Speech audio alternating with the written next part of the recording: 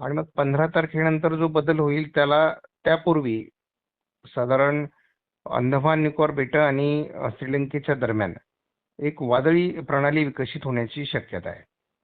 ती विकसित होऊन थोडी ती दक्षिण कर्नाटक, गोवा अशी जर आली तर मग महाराष्ट्रात 17, 18, 19, 20, 21 असं चांगला पाऊस होण्याची शक्यता आहे. आणि ही सिस्टम मग गुजरातकडे जाते की विरुद्ध दिशेने जाते की संपुष्टात येते यावर सर्व बाबी अवलंबून आहेत. आता मध्यंतरी आपण एक व्हिडिओ दिला होता की महाराष्ट्रावर पहिलं चक्रीवादळ येऊ शकतं का, त्याला क्वेश्चन मार्क होता.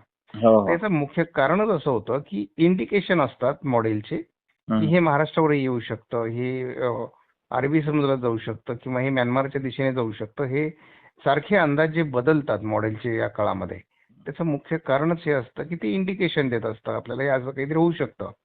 तर आपलाही अंदाज आहे की महाराष्ट्राला त्याचा लाभ होईल पहिल्या वादळी सिस्टमचा, कारण ती जवळपास कोकण किनारपट्टीच्या जवळून जर अरबी समुद्रात सरकली तर महाराष्ट्रात दक्षिण कोकण, पश्चिम महाराष्ट्र, मध्य महाराष्ट्र अतिशय उत्कृष्ट पाऊस देईल ती. आणि मग पहिला आपल्याला मान्सूनचा चांगला पाऊस बघायला मिळू शकतो 17 तारखेनंतर.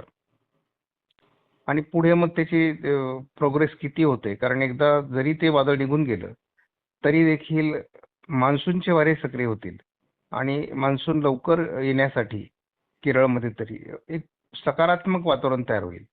Okay sir. आणि सर मान्सून अंदमानामध्ये मग आता 17 ते 20च्या दरम्यान दाखल येऊ शकतो. 17 ते 20च्या दरम्यान येऊ शकतो अंदमानात. हो. बरं, ओके ओके, ठीक आहे सर. धन्यवाद सर, छान माहिती दिली. ओके, धन्यवाद.